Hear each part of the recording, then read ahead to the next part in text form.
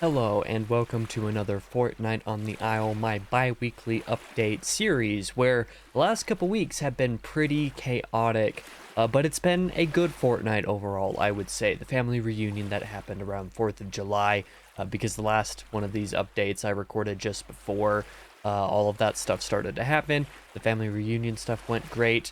Been able to relax a bit in the meantime with a little bit of gaming and doing a little bit more personal work. Yet I've also been nowhere near what you would say idle. I got to start a couple of new projects, hobby projects that I'm currently working on still. I'm preparing some other new projects that I'm going to be getting into very soon. I've got a couple outstanding to-do items to get done as well, but I've also continued to just do a lot of work, and a lot of that work was with the reading. So we'll just start off like I normally do with the bi-weekly reading, in which there is plenty to talk about. July has been a heck of a heavy hitter for my reading, due in no small part to the amount of reading that I've been able to do with audiobooks, but there is plenty to get through. So first off, I'll just go through a couple of the things that are a little bit, quicker to talk about here. First of which being that I did technically continue Infinite Jest over this fortnight, but that was basically just this morning that I started reading it. By the time you're seeing this video, I've done a couple extra more days, so I've started the second to last chapter of the book. Don't really have anything more to say beyond that, because I haven't really read the book at all this month until this morning on Friday the 19th. So that is something. I don't remember if I talked about this in the last Fortnight on the Isle. I feel like I did, but maybe it was the monthly reading wrap-up in TBR. I genuinely don't remember. But I started The Failures by Benjamin Lyer, and at least over the last fortnight, I got up through part 1, which I did have to put on pause so that I could get to the next item that I'm going to talk to during this section. But the book has been fantastic so far. It has some of the heaviest potential I've ever read in a book, especially a debut book. World building especially has been my favorite part. I'm really enjoying it and looking forward to continuing it very soon. In fact, starting tomorrow morning, Monday morning, I'm going to be continuing with part 2. I'm probably not going to finish the book this month in July, but I'm going to try my absolute darndest to do that. And with the way that I've been reading so far this month, maybe that goal is possible, but we shall see.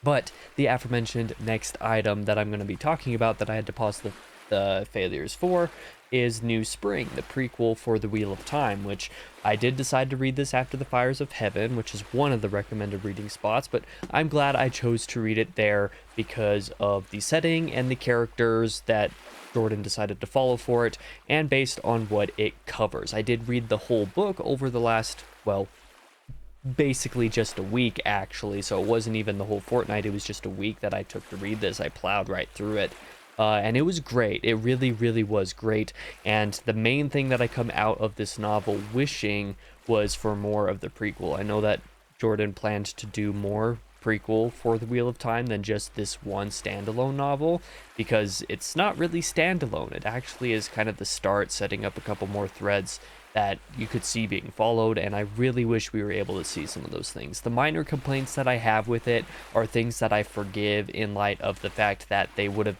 not been problems in the context of a whole prequel story, or just were minor enough issues that I don't really feel like complaining about them in the first place anyway. So yeah, like it was really good. I'm surprised by how much ire that book gets in the Wheel of Time series. Maybe it's just from people who read it after Crossroads of Twilight. I don't know, but I really enjoyed my time with it. But the remainder of my reading has been due primarily to audiobooks, a little bit of immersive reading here and there while doing it, but it's been what you saw in the thumbnail, this stack of McCarthy books here, starting of course with Stella Maris, which I did decide to get to basically immediately after finishing The Passenger a couple of weeks ago. The Passenger was great. It was my first 5-star McCarthy book, and I really loved what he was doing. Stella Maris is more than just a companion novel. It enhanced everything about the experience of The Passenger. The two of them together are just nigh on perfect in my opinion. I really loved Stella Maris as well. The things that Stella Maris also explored, and the format in which it was written, just being nothing but dialogue between two characters, not even any narration in there. Every single word in that book is dialogue. It was great. I really enjoyed Stella Maris just as much as The Passenger. I couldn't say which of the two I enjoyed more, because in my mind I see them as the duology as just one package. That's how good the two of them were together. Next up, I did Sutri by Cormac McCarthy, which I'm surprised that I got through this over the course of one fortnight. I figured this would take basically the rest of July. I was able to finish it somehow, and I thought it was fine. It wasn't a book that I have too many active complaints about. I don't dislike it very much, but there's also plenty of times where I didn't really love it either. It goes from having a couple hours of really engaging material to a couple hours of not so engaging material. A lot of this is a result of it being pretty slice of life in nature throughout much of the narrative, and there isn't really a plot or a narrative to follow. There's no driving force taking the characters through anything. It's just kind of following various escapades. So some of those things that the characters do is fun and cool and great, but some of it's also just, I don't really care about this kind of thing. So by no means a bad book, but also doesn't really do anything to stand out for me. And maybe part of that is also because it is so long. It is easily McCarthy's longest book, and I'm not sure if that did it any favors. Immediately after finishing Sutri, I did spend the next morning doing a re-listen of the Sunset Limited, which is, fairly similar to Stella Maris. It was a precursor to Stella Maris in that it's basically just a conversation between two people, but because this was written essentially as a play, there are a couple of stage directions, technical stage directions here and there, but the vast bulk of the book is the dialogue. And my opinion on this changed a little bit, but not as much as I thought it would. Going into the re-listen, I expected for the Sunset Limited to go from being a 4-star, barely not a 5-star, to a 5-star, and instead it remains a 4-star. My main complaint with it the first time that I experienced this just a couple of months ago, if I'm remembering correctly, was to do with the ending, and that is where my complaint still resides. Even though I was expecting the ending, I thought that my opinion would change on it, but it didn't really. I'm still not the biggest fan of what McCarthy decided to do with it and why, essentially. And while the story itself is really good and thought-provoking, and it gets a lot of reactions from me as far as, little chuckles now and again and smiling and, points of contemplation associated with the philosophy of the play. It's really good, but again, the ending kind of rubs me the wrong way for reasons that I tried to explain in my re-review, at least the added paragraphs that I put onto my Goodreads review for the book. It's good. I thought that it was going to be raised to 5-star. It didn't quite. Following a similar trend, however, is The Road, which I have decided I was going to reread. Basically, once I read No Country for Old Men last December, doing it as an audio/immersive read, I was like, okay, at some point close to the end of my McCarthy journey, I'm going to reread The Road, doing it via audio, to see if I enjoy it anymore. If a lot of what I hated about the book was due primarily to eyeball reading, and a lot of that kind of checks out. I didn't hate The Road as much as I disliked it, the first time that I read it, but I didn't really enjoy it too much more either. I think when I go right after recording this video to write a little bit extra into my Goodreads review for it, I think I'm going to still keep it at 2 stars because while, like I said, I didn't dislike it as much, it didn't really do anything more for me to like it additionally on top of that, if that makes any sense. There are still portions of it that I take issue with. The main thing beyond the writing itself that I disliked about The Road the first time was simply that I didn't really like the dialogue or the interactions between the father and the son, and they kind of felt awkward and stilted, and the dialogue itself was way simple in a way that I thought didn't actually enhance anything. I thought that it detracted from the relationship, so it didn't feel real to me. And I would say the same thing now, even with the narration. There are various different conversations between the father and son that still irked me the way they did when I read it with eyeballs. There are some aspects to the writing and the description of the world that still bothered me this time around compared to, say, any of McCarthy's other books where that kind of stuff doesn't really bother me. It still bothers me in this book. And like, I don't know if that's the bias that I had from it the first time, because I went into it with a fairly open mind. I would say the first like 30% of this reread went really well. I was like, okay, I'm not hating it as much, except for the one line that describes the cold as autistic, which makes absolutely no sense, and it's the worst, one of the worst lines I've ever read in a book ever, period. That irks me very specifically. But overall, I was enjoying it, but the further that it went along, the more that the father and son actually communicated, I got a little bit more on it. So I still don't really like the road, but I don't hate it the same way that I did before.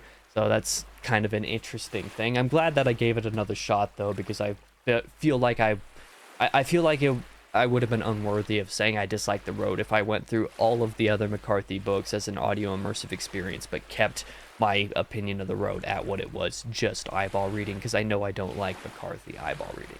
But that's a little bit much rambling for this section of the video. Let's talk about the bi-weekly writing, which was also pretty solid.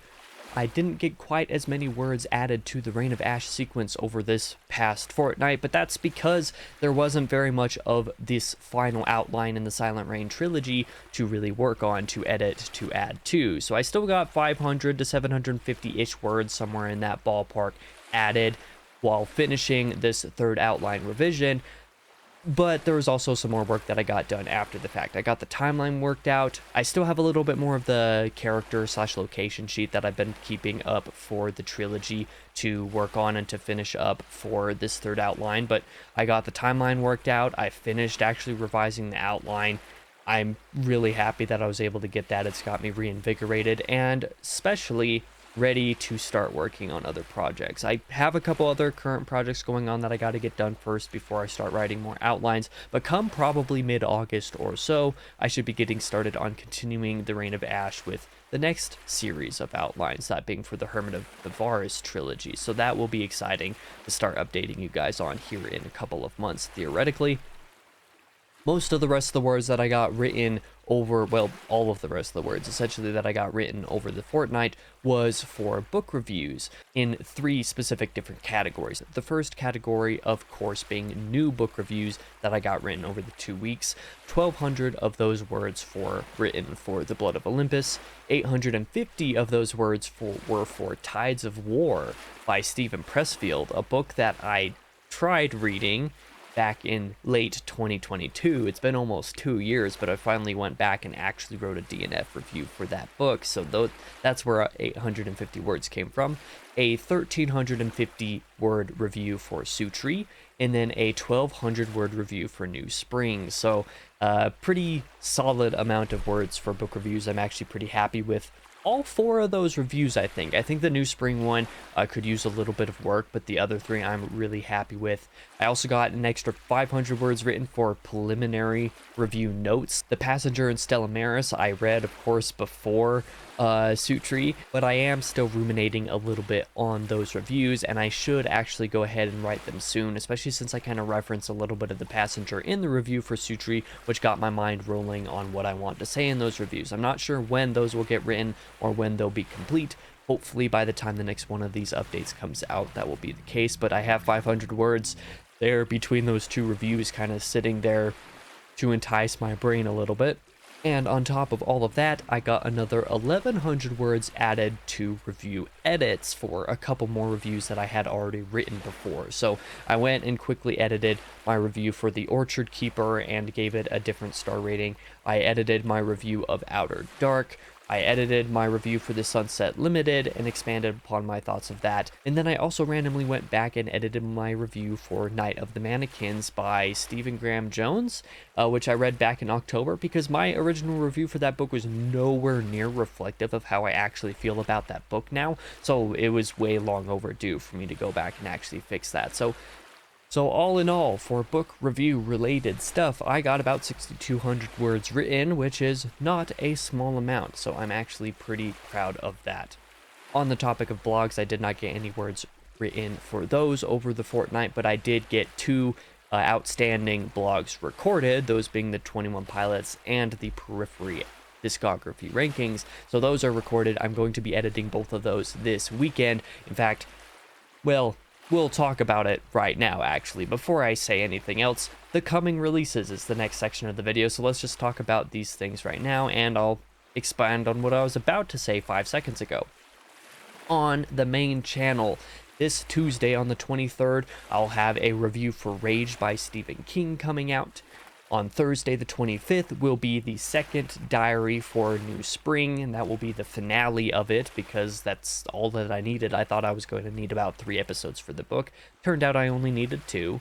Next Sunday, on the 28th of the month, will be the final episode of Short Story Sundays. That will be on The Sandman by E.T.A. Hoffman. That is going to be a decently deep video. I think it's the longest of the series, and I know several people, or at least several of my friends, are pretty excited for that video to come out. I think probably sometime next month in August, one of my Sunday videos is going to be explaining why I decided to discontinue Short Story Sundays, but for now, the final episode will be coming out next week on the 28th.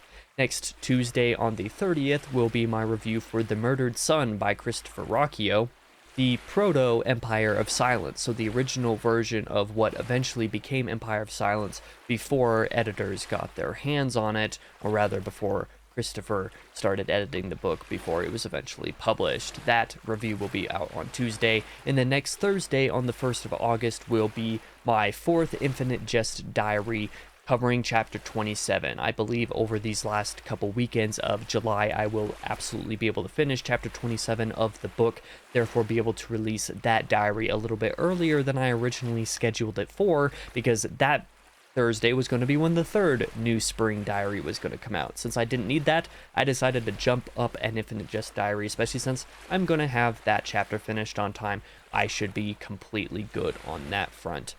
On the second channel, though, the main thing, like I was about to say before we entered this section of the video, tomorrow on the 22nd will be when my discography ranking for 21 Pilots will come out, all 21 Pilots albums ranked. So I'm going to have a little bit of a busy weekend getting the audio for that edited. In fact, I'm going to be editing that as soon as I have this video complete.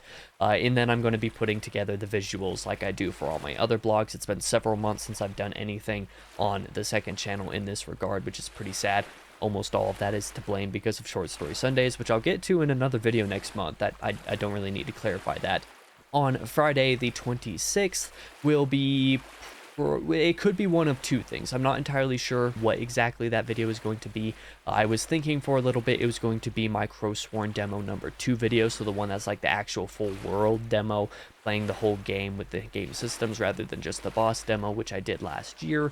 I don't think I'm going to have enough time to do that because of all the other projects I've got going on, so I'm instead probably going to make that the little introductory episode for the Kingdom Hearts 2 Let's Play that Josh and I are going to be doing, which will be like a 10 or 15 minute introduction, getting reacquainted with the series, and Josh and I explaining kind of my history and to a degree his history with the series before that Let's Play starts happening. So that'll be a shorter video that'll come out on Friday. Then the Friday after that, on the 2nd, will be the first actual Let's Play episode, part 1 of the tutorial. So Kingdom Hearts 2 with Josh, number 1. There's the possibility that next Monday on the 29th as well, I'll just put this as kind of a to-be-determined note, I might also release the Periphery discography ranking next Monday. I might save that for August just because of for time-related reasons, but if I'm able to get that done over the next week, I'll probably release that a week from tomorrow as well. We shall see. As for entertainment talk, I've got a couple gaming items to talk about. I did finish that impromptu replay of Carrion that I mentioned last one of these updates. Got the Platinum Trophy for it too. It's pretty easy to do that. Like I said, it only took like 6 hours to complete the entire game. The first time that I played it, it probably took right around the same time this time around.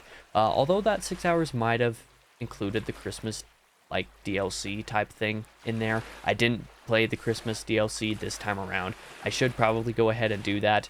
We'll see if I decide to do that this week. I might just. Otherwise, I started playing Another Crab's Treasure, which is a cutesy little Souls-like that some people say is a Souls-like for kids, when it is absolutely not for kids. Visually, you could say it's for kids, especially like the type of humor, the way that it pretends to curse is kind of a kid's type of thing.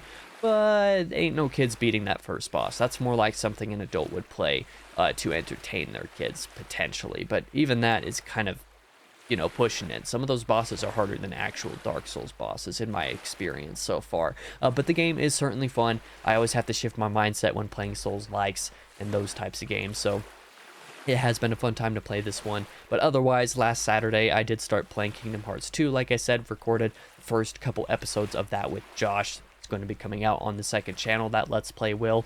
So I'm going to be continuing that mostly as a Saturday game. Whenever Josh and I are both available on Saturdays, we're going to spend probably 3-4 hours or so playing the game, getting a few episodes out for the Let's Play, playing all the way through until we are done. What we do after that is to be determined still, but I'm pretty excited. It's been nearly 4 years. Well, yeah, it's been nearly 4 years since Josh has started bugging me to actually get around to playing Kingdom Hearts 2, so this has been a long time coming. As for music talk, the last one of these updates that I covered, I was like, okay, well, because today's Thursday, there might be a lot of stuff that I'm missing, a lot of releases that I'm following that I'm missing for this section of the video, because I'm recording the video a day before most releases tend to come out, which is Friday.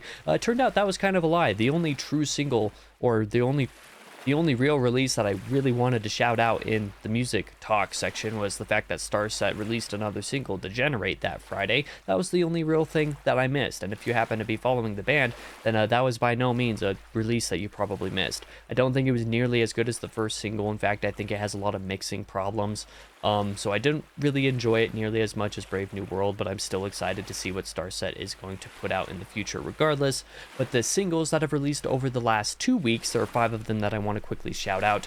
A Night in Texas released Death Protocol, and I gotta say, A Night in Texas has been releasing bangers this year. All of their singles this year have been great. They're not a band that I've necessarily spent too much time listening to. In fact, their double album that they did just a few years back, I didn't really connect to, and just, listened to it once and never thought about it again in my life.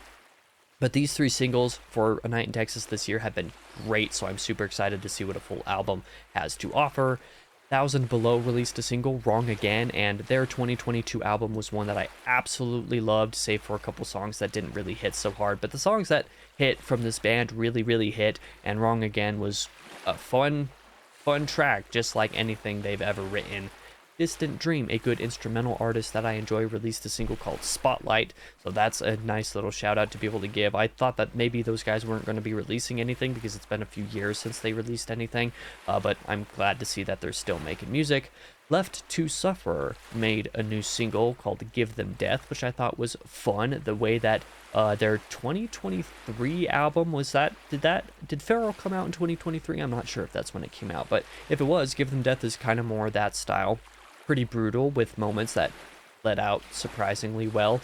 I enjoyed that. And then Our Hollow, Our Home also released a new single called Burial Season. This one I haven't listened to yet, but I really enjoy this band. I'm pretty disappointed that they're calling it quits after the release of this album, but that is the way things go sometimes. I'm excited for the album nonetheless. But the only album that released over the last couple weeks that I want to shout out, you probably already knew existed. That is Eminem's The Death of Slim Shady, which I enjoyed the album. I don't think I enjoyed it nearly as much as either of the Music to Be Murdered by albums. But it was pretty good. There are several really great songs on it, but the whole package is pretty okay, all things considered. But yeah, that is it for this Fortnite on the Isle, a much longer video, due in no small part to the fact that all of the sections of this video had a little bit more to say than they normally do. But thank you for watching this video if you did, if you're one of the ones that sticks around to watch this kind of stuff. I really appreciate you.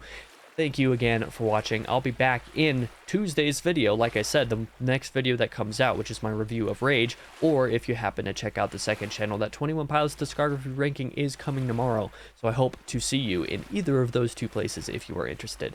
Thank you again for watching.